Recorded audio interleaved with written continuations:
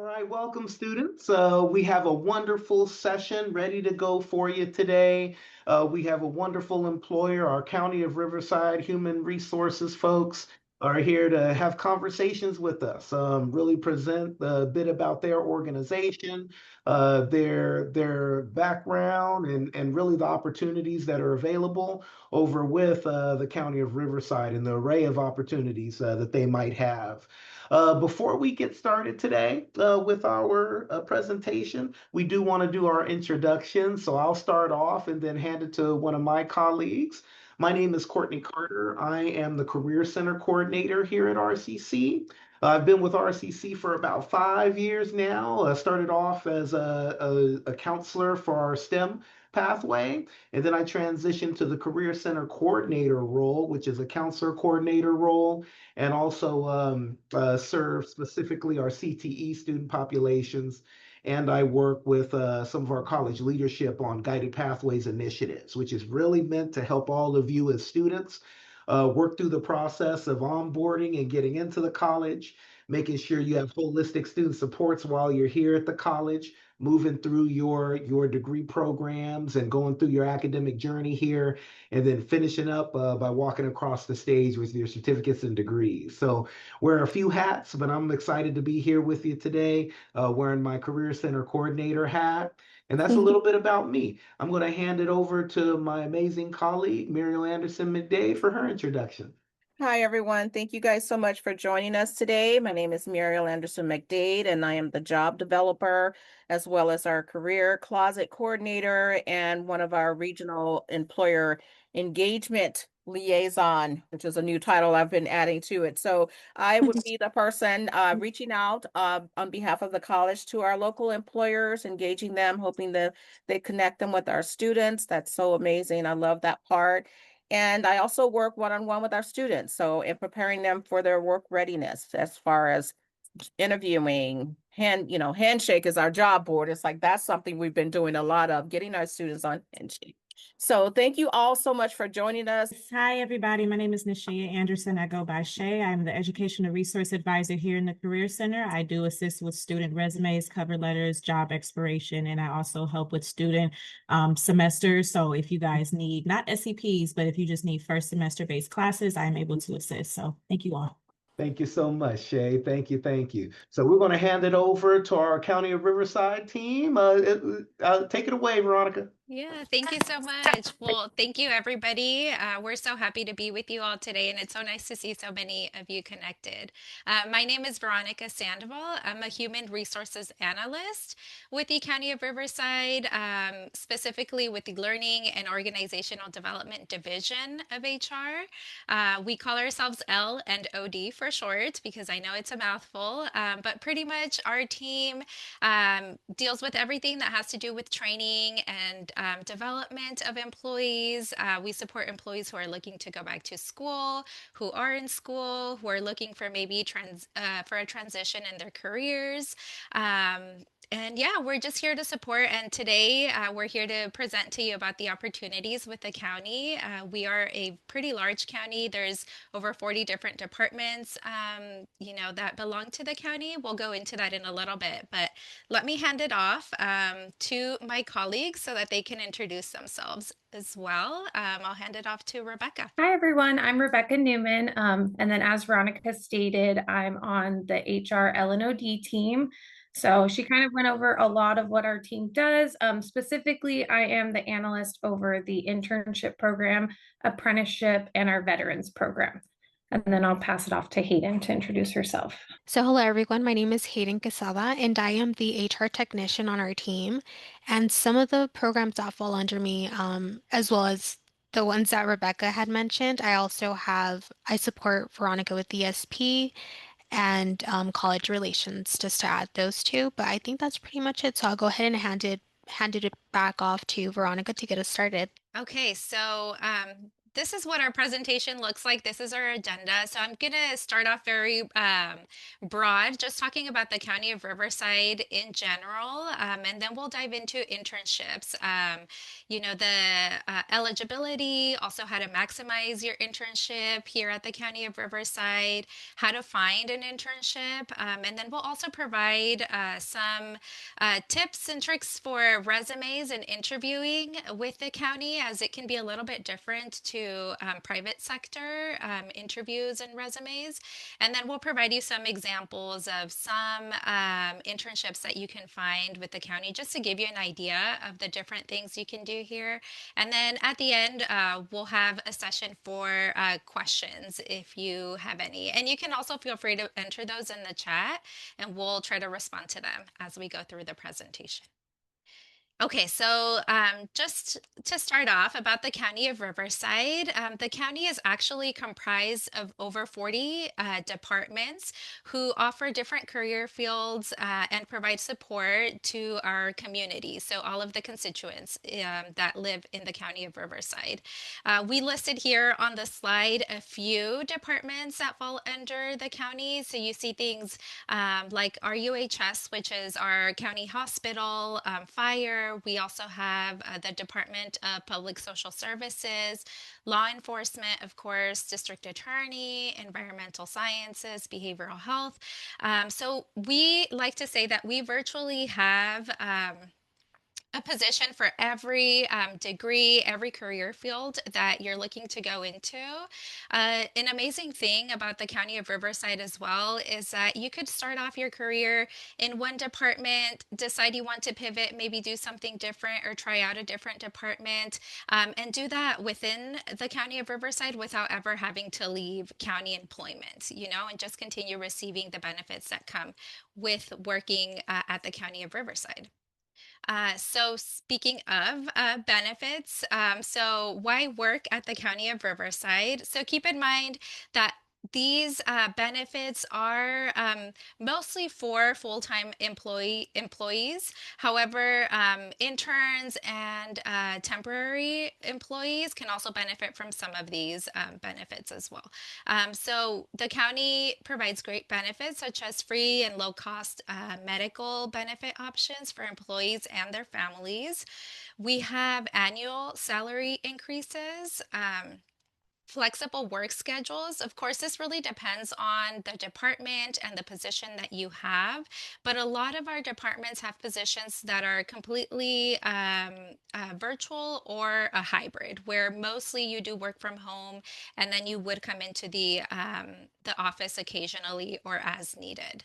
The county has 12 or more paid holidays per year. We say the or more because some positions are represented by unions, and some union positions get an extra holiday, which is Juneteenth.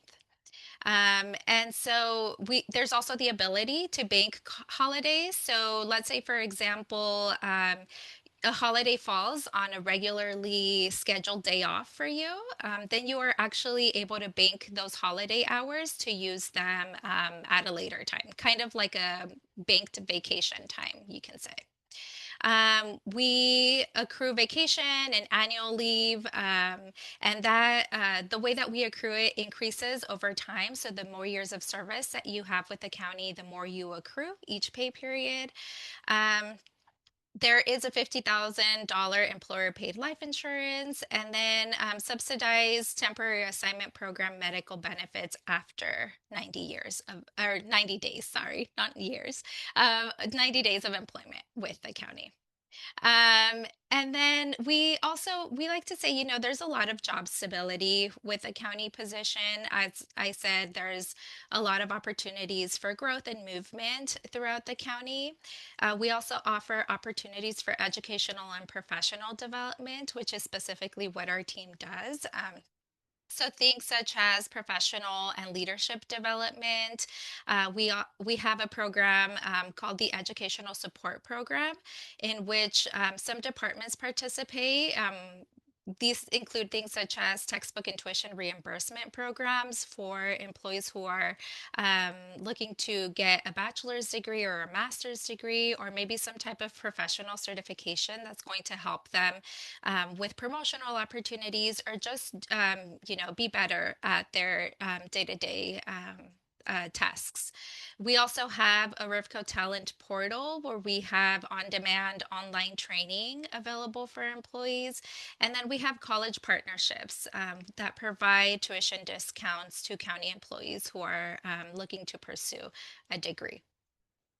And then finally, through county employment, you have the ability to support your community through public service. So, as County of Riverside employees, we are considered public servants because all the work that we do goes to support our local community, which are the constituents of the County of Riverside. And now I'm going to hand it off to Rebecca, who's going to talk a little bit more specifically about our internship program. Thank you, Veronica. So, yep, we'll just dive right into the internship benefits.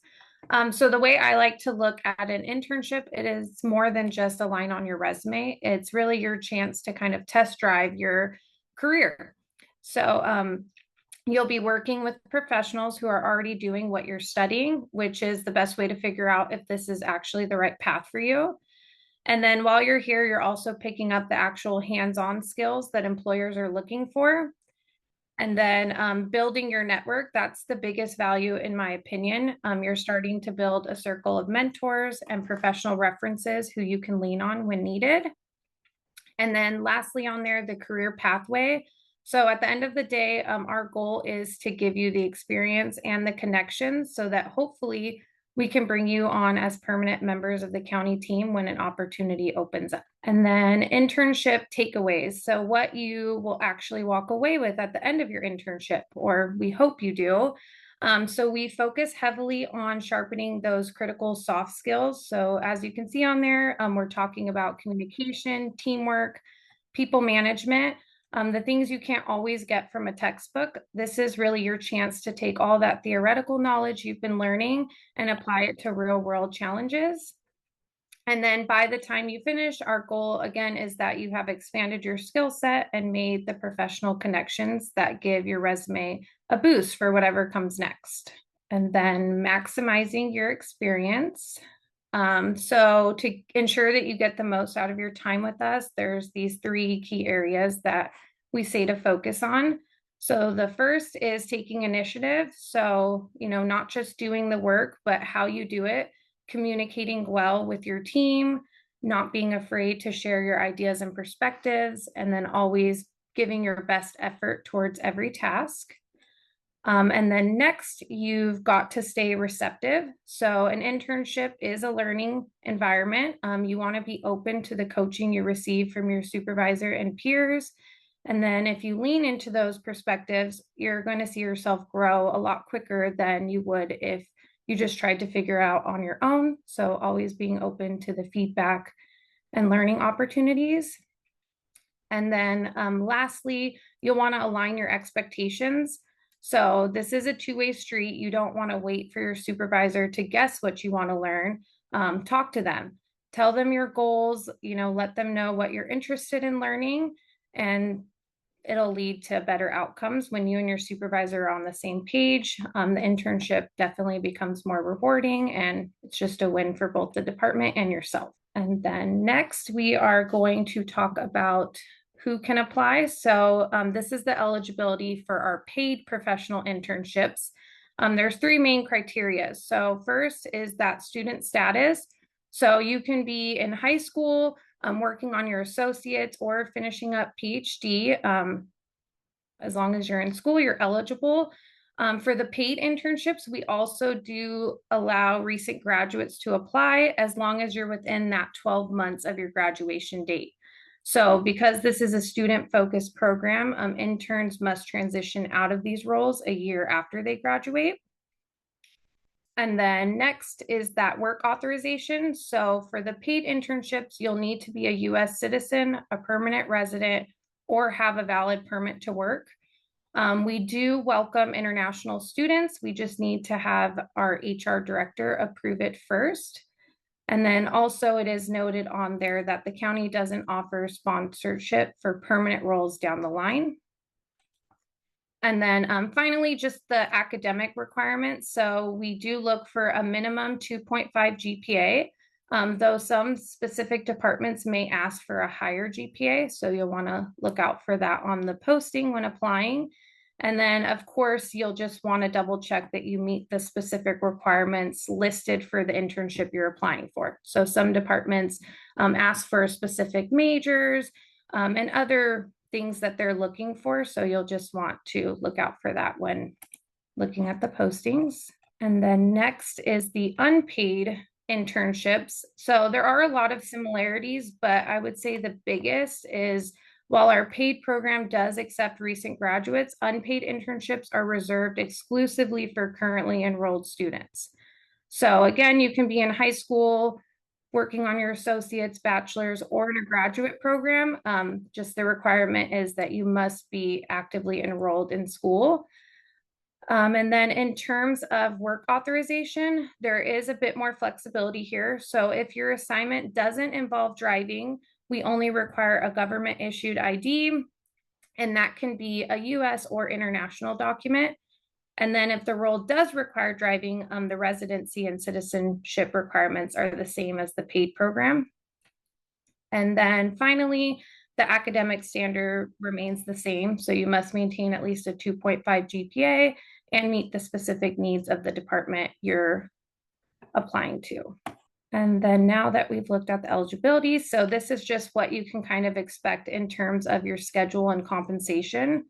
So regarding your time, we do like heavily prioritize your education. So while classes are in session, current students can work up to 20 hours per week. During school breaks, you can increase that up to 40 hours given that the work's available and your department approves it. And then for those of you who are recent graduates, you are eligible to work the full 40 hours a week right away. And then when it comes to the pay, you can see there our hourly wages range from $16.90 to $22.63. Your specific rate is determined by the number of cumulative units you have already earned. So not units that you're currently taking or plan to take. So we do require your transcript so that we can verify that. And then on there, the academic updates. So because your pay is tied to your academic progress, we do require you to submit an updated transcript after the completion of every term. So our team does send out email reminders to all interns when it's time to turn those transcripts in. And we just need to have those to, one, make sure that your current pay is accurate, and then also just making sure that you're still compliant with the program in school and your GPA is at least a 2.5. And then I'll hand it off to Hayden to go into how you can find an internship with us. Rebecca. So, yes, going into how to locate an internship and the different openings that we have. I know there was someone in the comments that was asking for public health. So, where you can find all of our current openings, whether that's for internships or for full-time positions in general, you'll want to go ahead and visit our site. So, it's going to be rc-hr.com. And then as you can see here on the screenshot, it's going to be under career. So if you just put your mouse over the careers section or part of the site, it's going to have a drop down and then you'll want to select job openings. Once you click on that, you'll want to type in internship. Oh wait, I'm sorry, I'm getting ahead of myself. That's on the next slide. But this is what the page looks like, and that's where you'll want to type in all that information. So county job openings, you can go from internships or just the current job, regular job openings will be located on that page. And then here is what the page looks like. I went ahead of myself. Sorry about that, guys. So once you type in internship, you will have all of the options for all of our current job openings, just specific to internships. So you'll always see the unpaid pool and you'll see a paid pool. So for those two, I do want to make sure that you guys know that those intern pools are going to be for requested candidates that we have for departments. So they're already determined by the department that they want to bring on the intern, but we still advise that you apply to them because we do sometimes not popular, but we do get requests to review the job, sorry, not the job, the intern pools to see if there's any interns that may have applied that do meet the qualifications that they're looking for. So I would still advise just still put your application in. And if you have any questions regarding the status of that um, recruitment or the intern pool in general, you will be able to locate the recruiter's name at the bottom of the specific recruitment that you have a question for and their contact information if you want to have or receive any updates based on your application. So this is what the page looks like. There is a QR code on the screen. I would recommend scanning the QR code and saving this page to your phone or on your laptop and randomly just go on the page and refresh it and see what comes up because we do have recruitments that we post throughout the year. There's not a specific time where we get a lot of recruitments. So just to stay up to date and see what we have available that may fit your major and the qualifications that the department is looking for that you would be fit for. I do definitely recommend keeping this safe to your phone and just checking it once in a while because we do post recruitments throughout the year. Earlier, Merle did share that you guys have Handshake. So we do have a Handshake page. Whenever we have a recruitment posted, we also post it on a Handshake page. So if you don't have or you don't normally check the regular Riverside County website, you can also check Handshake and we'll have the job postings on there. Once you see the job opening on Handshake, it will prompt you to visit our site and that's where you're able to submit your application. But this is what our page looks like. So if you're more used to using Handshake, we do post on there as well. So either website, you'll have updates on recruitments. And there's a QR code for our page if you guys want to scan that as well. And also, I want to mention that sometimes the recruitment will be posted on Handshake, but it sometimes we have instances where there's too many applicants, so the department does request for us to close early. So if you see it on Handshake and you're trying to apply and it's no longer available, it's probably because we closed it early due to a high number of applications. So once you see that the recruitment is open, I definitely recommend just submitting your application right away, just so you won't run the risk of having or missing the not only the deadline but potentially having it closed early and then we can't accept applications after that point. And let's see. So finding an internship with Riverside County, continuing with this slide, the internship program, we do have a page, another QR code. We're like flooding you guys with QR codes.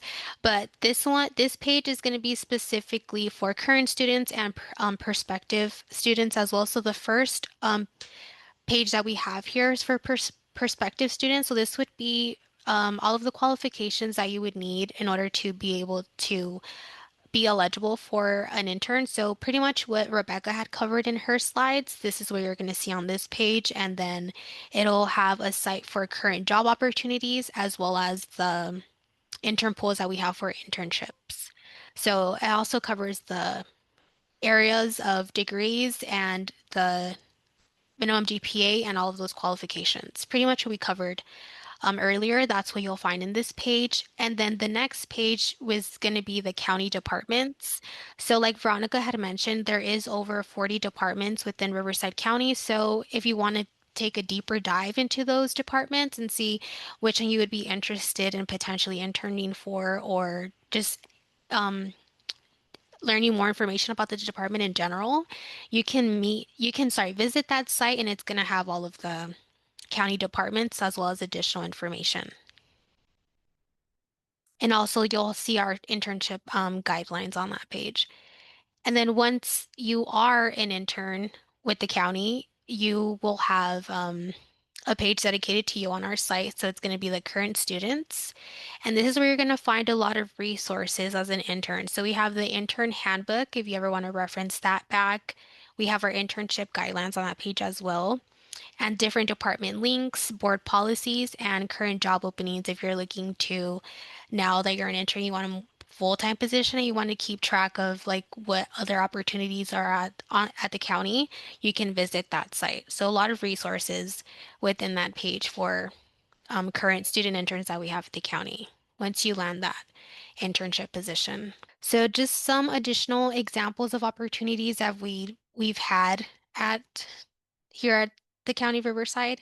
So we've hosted recruitments for Sheriff's Department. So we had a Sheriff Project Management internship, social media, as well as the Department of Social Services. We recently had one for their department, but that one closed early. We do host a lot for the assessor clerk, as well as treasure tax collector, human resources, and another popular one would be behavioral health. So a lot of departments, like I mentioned earlier, they do come randomly. So I would recommend keeping an eye on that website so you can see the different recruitments that may come up. So, two current opportunities that we have today that are open for you to apply to is going to be the Department of Waste Resources, and then also, sorry, the Department of Waste Resources. I messed up on this slide. And the other one is going to be transportation, the transportation department. So, both of those recruitments are open for engineering students. And those are the only two that we have active right now, as well as the unpaid and the paid intern pool, but those are the ones that are available for you to apply to that are actively open. So now going into county resumes for those that would like to apply to the county. So whether that be full-time position or an internship position, county resumes are different. So I know a lot of us are used to hearing that we should keep our resumes to one page. So that's not accurate here at the county. If you want to expand on more of your experience, you can have your resume be multiple pages. So when you're applying to positions here and you somehow have your resume one page, but you want to expand, you're more than welcome to submit an application that's multiple pages. It could even go beyond 2 pages if you have that much experience. And then on your resume, you do want to make sure that your duties cover your knowledge, skills, and abilities and highlight on that. I'm not sure if you guys are familiar with the website called ONET, but that's a site that I like to recommend even county employees. So just search up ONET and then positions that you've had and then scroll down on the site and locate the knowledge, skills, and ability section and incorporate that into your resume, but definitely wouldn't copy and paste. Just use it as a reference and see what you can add to your resume.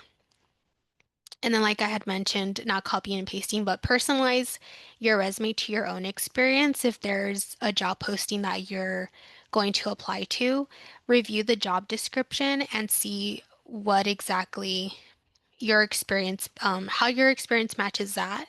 And if there's something in there that you're missing that you have knowledge on, add it to your resume. But definitely don't copy and paste the job description.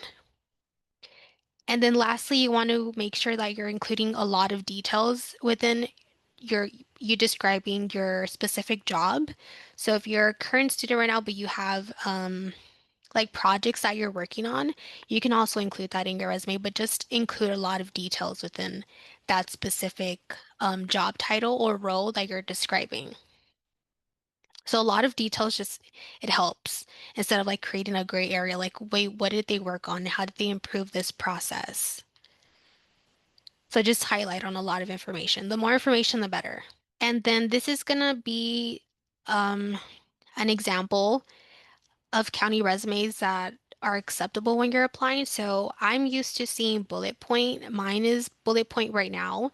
But if you want to expand on more and not be limited to just like a one bullet point, because usually that's one sentence, you can have it be paragraph format.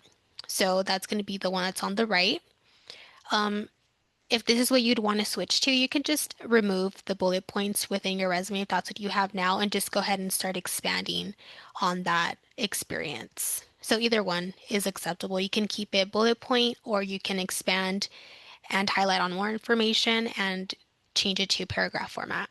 But either one is acceptable. And now for the application attachments. So I'll go ahead and pass it off to Veronica for this piece. Okay, thank you, Hayden. Okay, so on the topic of resumes and submitting your application, one of the top things that you'll need to attach is a resume. But depending on the recruitment, sometimes they'll also require that you submit academic transcripts, veteran documentation if you are a veteran, or any other, depending on the internship. Sometimes we've had internships for like graphic design positions where the department has requested to see like a portfolio or past work that the students have done. So they'll request that those be uploaded along with the application. So always just keep an eye out for what documents are required and make sure you're attaching those. Like Hayden said, once applications are submitted, we are not allowed to go in there and make any modifications to the applications themselves. So you don't want to be disqualified simply because you didn't attach all of the documents that were required. So just keep that in mind. Depending on the recruitment, some recruiters will take the additional step of contacting you and asking you to provide those documents if you didn't in your application, but we can't guarantee that they'll do that. So just to be safe, make sure you're keeping an eye on those requirements and attaching any documents that they are requesting. Okay, and so now let's move on from a resume to just provide a few interview preparedness tips. And these are actually tips that we even provide internally to Riverside County employees who are looking to promote or transition. So first of all, once you get that phone call, you've scheduled an interview for a position, we invite you to go back and revisit that job description again.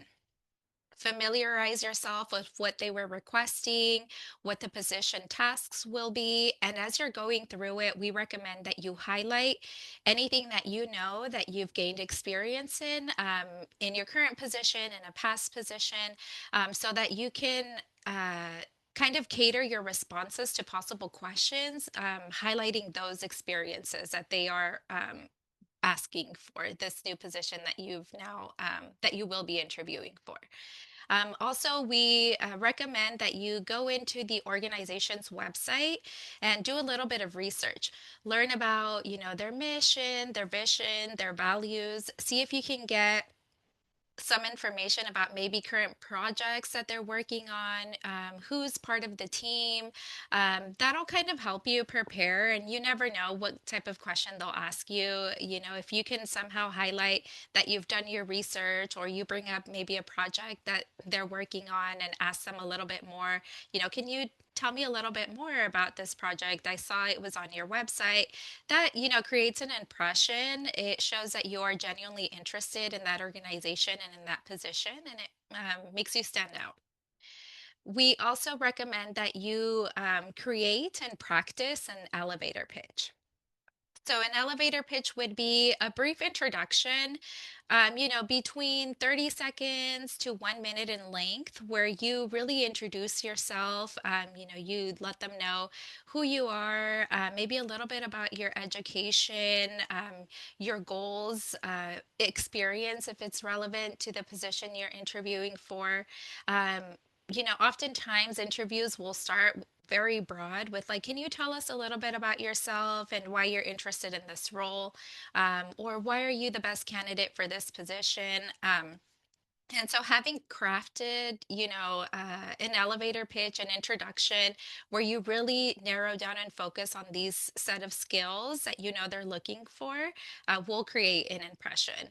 So practice that, even if it's just with yourself in front of the mirror, so that you get comfortable with your introduction. And then also prepare for possible interview questions. I know one of the things that I do, depending on what position I'm applying for, is I go straight to Google. What are some common interview questions for, XYZ position?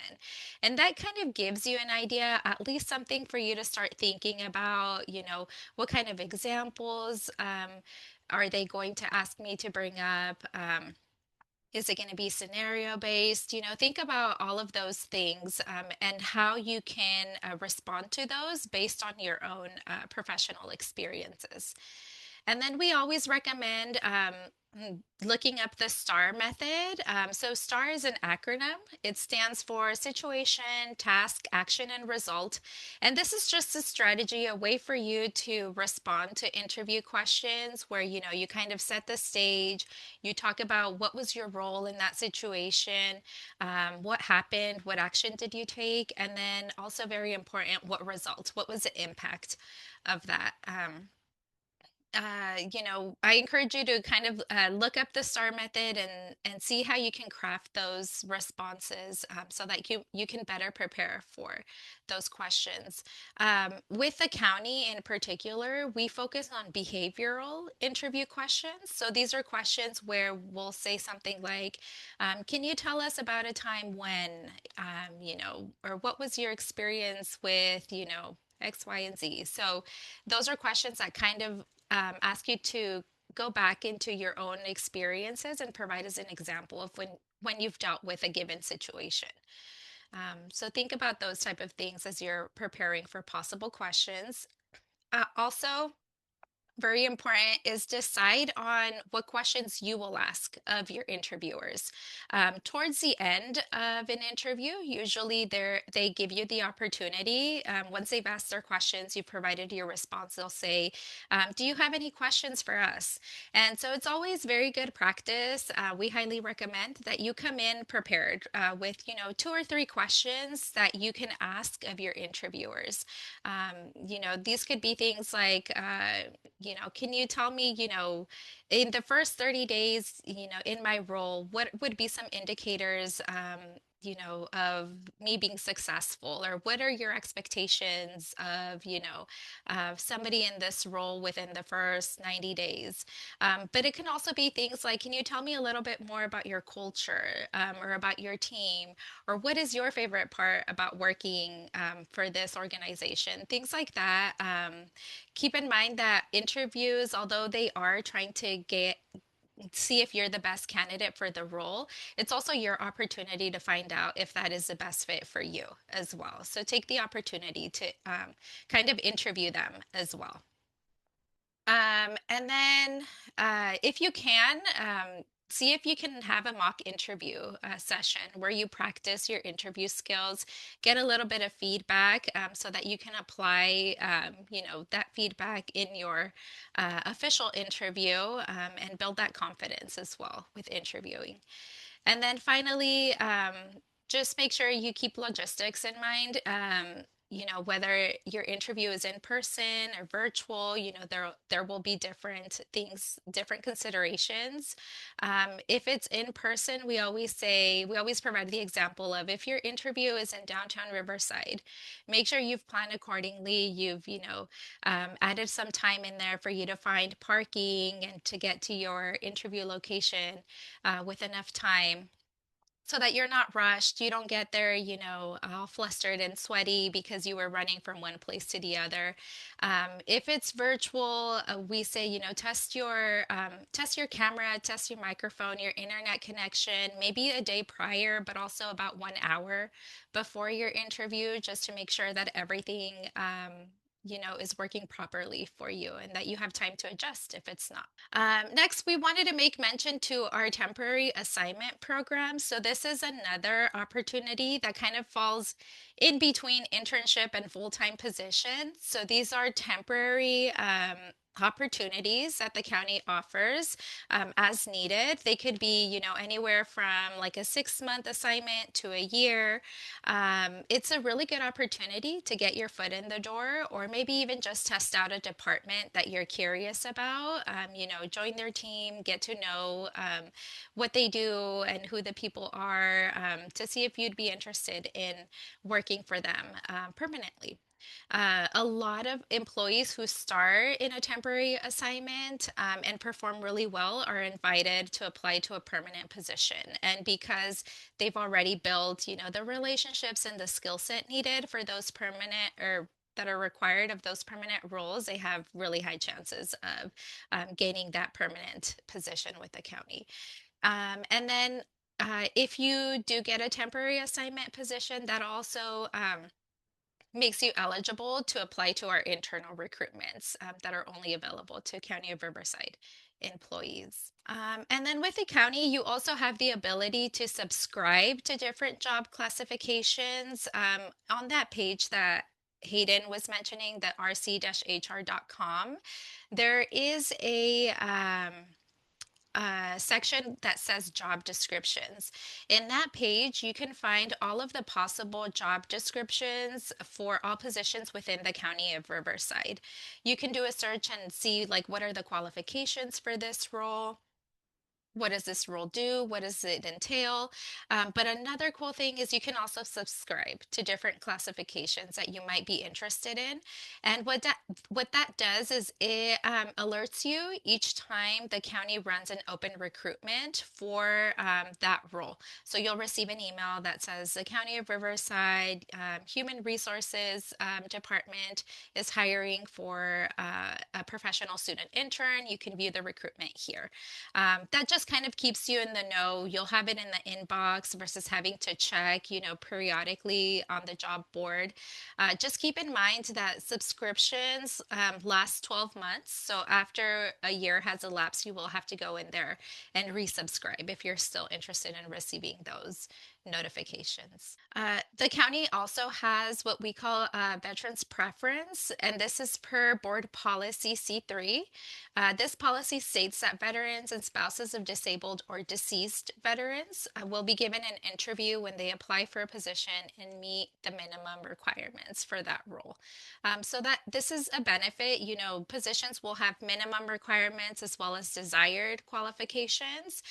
But for those that qualify for veteran preference, they just have to meet the minimum qualifications to automatically be placed on the interview list that goes to the departments. In order to get this benefit, though, applicants must identify as a veteran on their application and also provide proof, which would be the DD 214 Member 4 form, Statement of Service, or the NGB 22 to receive veteran preference. And if there's ever a question, you can always ask the recruiter for the recruitment, and they'll be able to provide you guidance as far as like exactly what you need to submit to them. But that is pretty much it for our presentation. I know some questions were coming in to the chat, but we're open to any questions you guys may have about what we presented. Oh, sorry, Veronica, there's one in the chat. I Okay. saw it earlier, but I didn't respond because since it's so much detail. Mhm. So Richard asked, does the county use ATS to filter resumes? And what are the 3 tips to get my resume to stand out and get an interview for jobs I am well qualified for, but have 200 applicants? So for this one, even current county um, workers think that there's a system that's in place for HR that picks up on certain words where your resume is essentially like attracted and then you're moved on to an interview, but that's actually not the case. We don't use a system to review resumes. There's actually an application process um, behind every recruitment. So there is a recruiter actually reviewing those resumes and going through the recruitment and going through like each question that's asked, and that's how you're either moved on to the next step, which there's like steps within the process. So as you meet those qualifications, you like move down the next phase of the recruitment, and then once you meet all of the qualifications and your resume is reviewed and whatnot, then that's when you're referred over to the department for an interview. So there's not a system that we use for resumes. There's literally a recruiter reviewing that, and that's for internships as well. And then, sorry, there are 3 tips to get your resume to stand out. Well, county specific, I would definitely like take the tips that I had included earlier and change your resume in that sense. I don't think it would be like changed completely, but I think just changing that to like county standards, I would say. It would be more helpful if I could see your resume so I can help you with that, but I think I don't know if anyone else wants to add. Mhm. I think just, excuse me, making sure that you're aligning your resume to what the position is requesting, of course, based on your experience. So let's say, for example, the position is asking for 1 year of experience using, let's just say, PeopleSoft, some type of software. Make sure that that software is mentioned in your resume. Like, make sure that they can, because they won't just take your word for it. They will actually go to your resume to verify that you have it listed there, that it's in a position that you had the year of experience or 2 years, whatever they're asking. If the position you're applying for requires some type of education or some number of units completed, make sure that you have the number of units completed on your resume as well, or the degree listed. And we always say put your education towards the top of your resume, like right above your educational or your professional experience, because if a position does require, let's say, 60 units um, of some college experience, that's the first thing they're looking for on your resume. And so it's nice to see it at the top. They check that off. Okay, yes, they do have the education requirement. Now let's take a look at the experience. Some people put the education at the end, and we're always asking them to add it to the first page of their resume. That also, for the dates, make sure you're including month and year for each position, because the recruiter will go through your resume to quantify your years of experience, whether it's customer service, project management, whatever the recruitment is asking for. They'll need to quantify that experience. So if you just put, from 2003 to 2004, they don't know if that was 12 months, a full year, or 1 month. So make sure you do month and year for each of your um, professional experiences.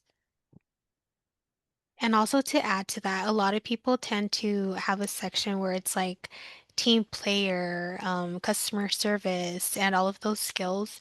So here at the county, those skills are important, but we prefer to see those skills like described within the job that you're describing or role, sorry. So I wouldn't recommend having a section where you're describing that or sorry, stating those skills, but rather incorporating into the specific role that you were able to practice or portray those skills. Somebody asked, could we leave an email for them to contact us? So I'm going to put here the internship inbox. So we do have an inbox that's just dedicated to internship questions. So that's internship@rivco.org. I just put it in the chat right now. And Isaac, I see your hand is raised. Feel free to ask your question. Hi, yeah. I just want to first say thank you for, for your time and providing us with good information about, the county and just about the internships in general. But yeah, so I'm Isaac. I'm an information technology student here at RCC. So I just had a question for interns who went on to build long-term careers at the county. What about working here at the county do you think contributed to them wanting to stay? Hmm. Good question.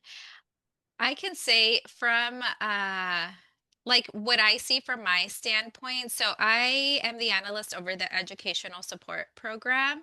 Um, Previously, I worked in the internship program.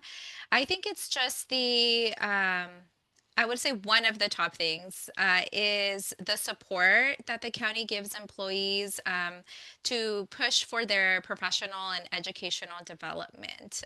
So, we love bringing in students as interns, and our favorite thing is when we can see that transition when they go from intern to a full-time position. And then once they're in the full-time position, and they can tap into our educational resources. So if their department provides funding, then we see them apply for like textbook and tuition support, or support for certifications, things like that. I think that the county does a really good job at providing those opportunities for career growth, and I think employees really like that.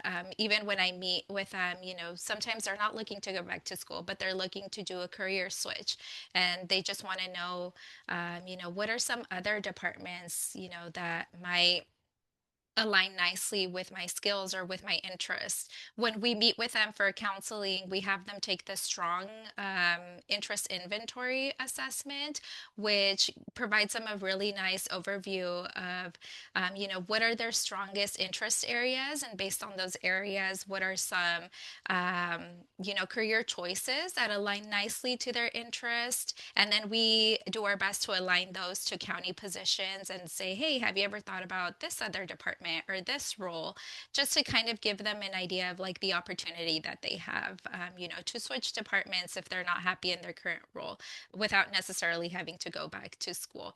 But I would say the support that we provide employees in that aspect. Yeah. Got it. Thank you so much. Yeah. Thank you for joining us.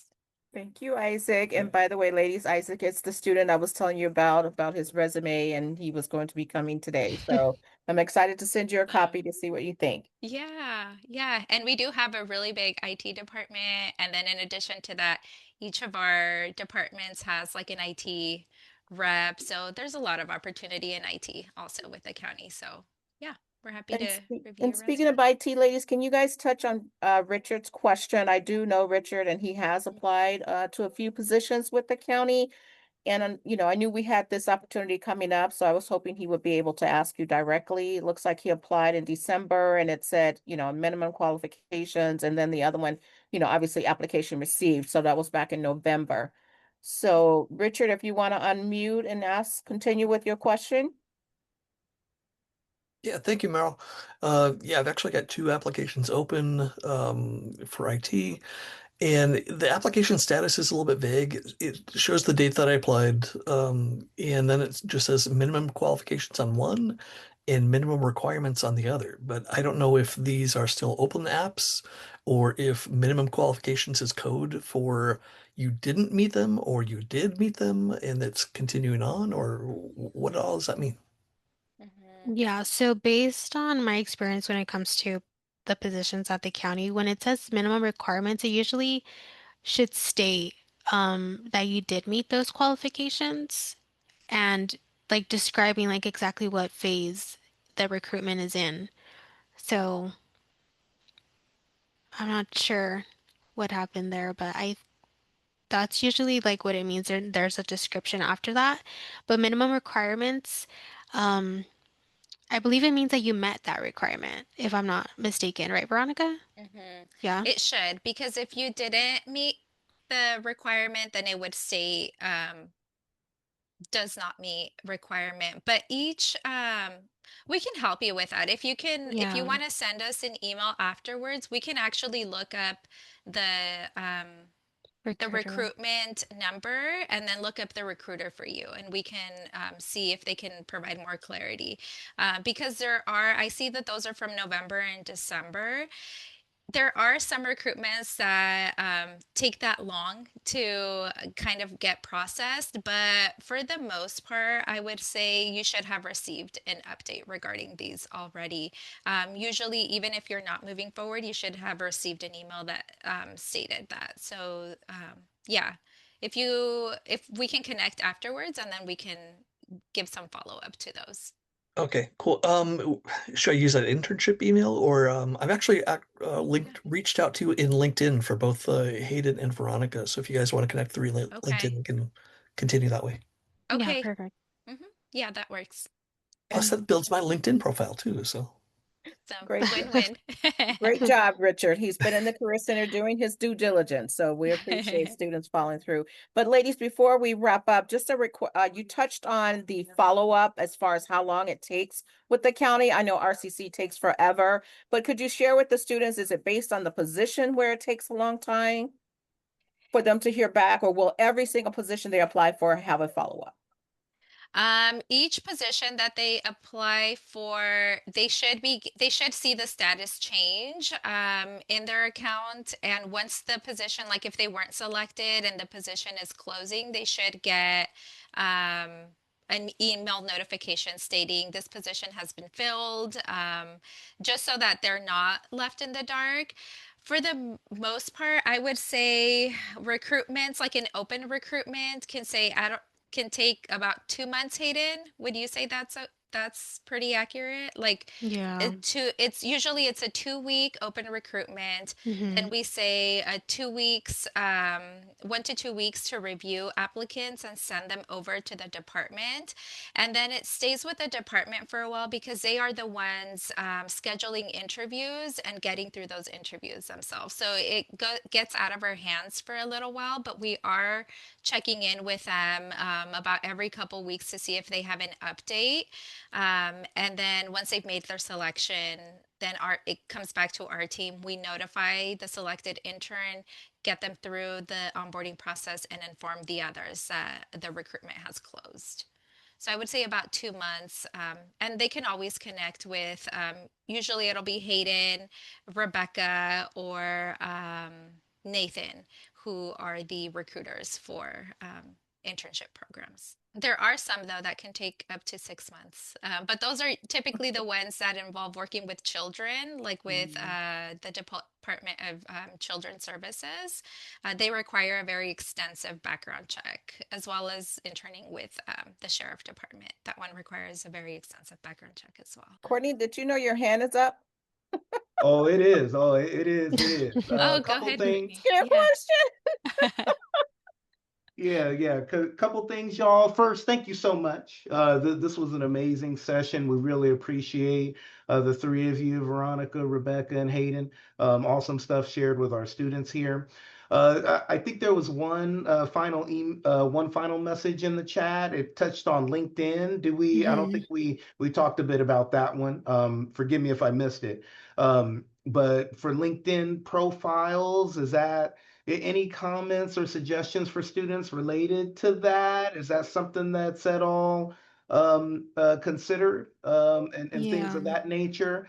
And then also any other details with interviews? I know y'all went over behavioral interviews, STAR method, all wonderful stuff. Can you share the general breakdown of some of the interviews? Are they usually 30 minutes? Are they usually an hour? I know they said it can be in person or virtual. Are they mostly in person? Just a little bit more general stuff with the interviews there. And then we'll finish up. Yeah, I think, sorry, Veronica.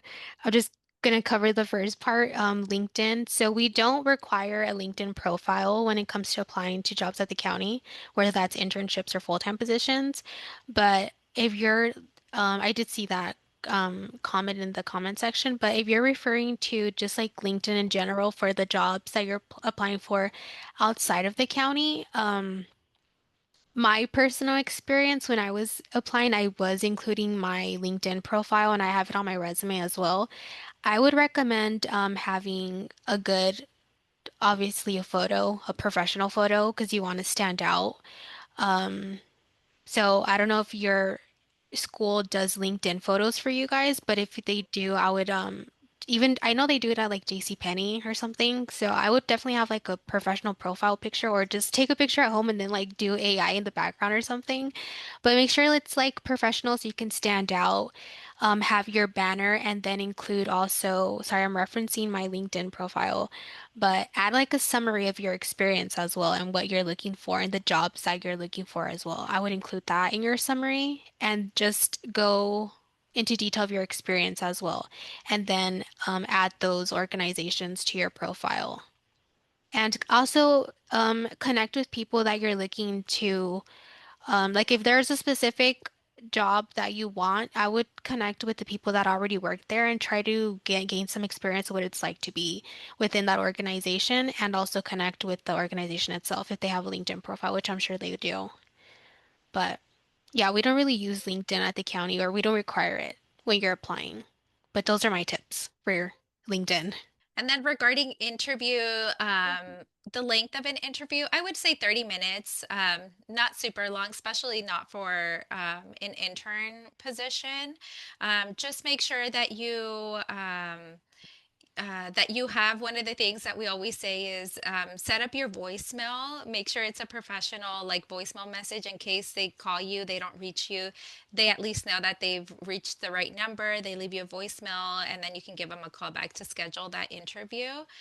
I want to say that for the county, for intern positions, most of your interviews will likely be virtual. But I can't say that 100% because for the interview portion, it does go back to the department and then it's up to their discretion, like what they want to do, whether virtual or in person. But I would say expect about 30 minutes for the interview session. And was there anything else, Courtney, or did I get, is that okay? But that's good. Yeah, Yeah. that's good. That's good. Length of time, you mentioned behavioral Mm-hmm. questions. So I think all the other generalities were covered. I know you said they can be either in person or virtual. Are they mostly in person or a nice half and half I would say, you mean the interview itself? itself? Yeah. Um, Good question. Do you have a I general think idea, Hayden? I want to say virtual. Yeah, I'm I've seen leaning mostly virtual too. yeah, I've seen mostly virtual. Okay. Perfect. Awesome. Thank you all so much. I think I'm looking at my time. Yeah, we're at 2 o'clock. This has been a wonderful session. Again, thank you so much, Veronica, Hayden, Rebecca.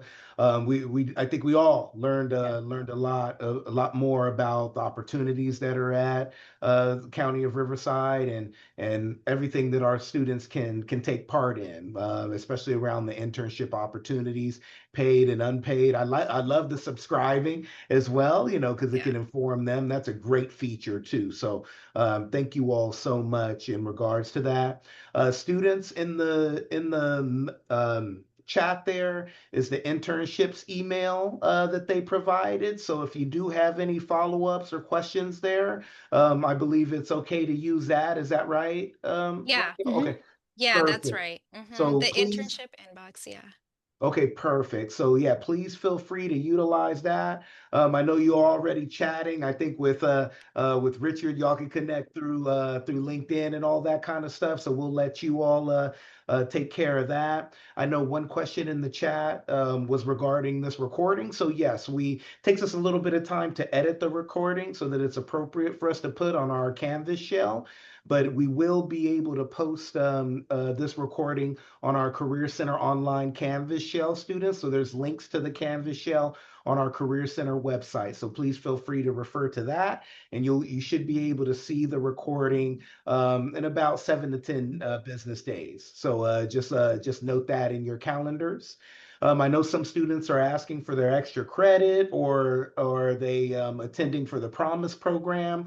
For either of those, you want to connect with your program or your professors to see what is needed to prove your attendance there. I know for the Promise program, you have to fill out a form through the Promise program Canvas shell. So for those of you who are connected to Promise, be sure to do that if you're counting this as one of your event attendance options for you.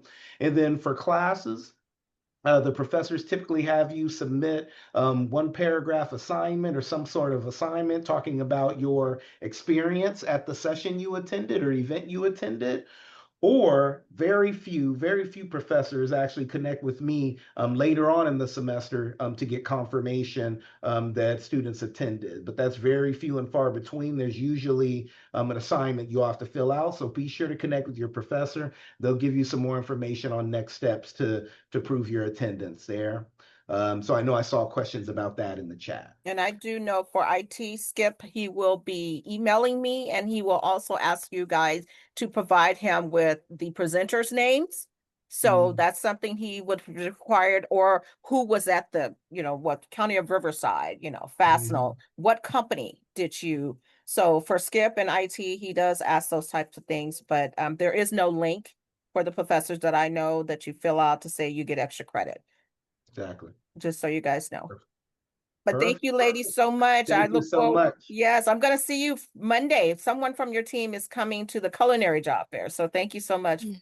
for sharing Nice. all your time with us. Yeah, Oh, of of course. course. So Yeah. thank you so much for the Yes. opportunity. No, we Yeah. greatly Again, appreciate it. This was so really rewarding to hear you say what we've been saying all along in our in-house workshops. It's like, oh, Yeah. thank you, thank you, thank you. We're not just, running off at the mouth. We really, really appreciate all of this. And I do believe, like I said, Richard, I see you're still in the call. I do know that he has definitely been gone on a lot of interviews. So anything you can do to assist him via LinkedIn would be great. So thank you Okay. guys so Yeah. much. All right. Have a great day. Thank you. Thank all You as right. you. well. That's Bye. it for Bye, us, y'all. everybody. Thank you Thank so you. much. Have a Bye-bye. good one. You Thanks so You too. much. We'll too. see. Bye-bye. We'd love to have you back next time.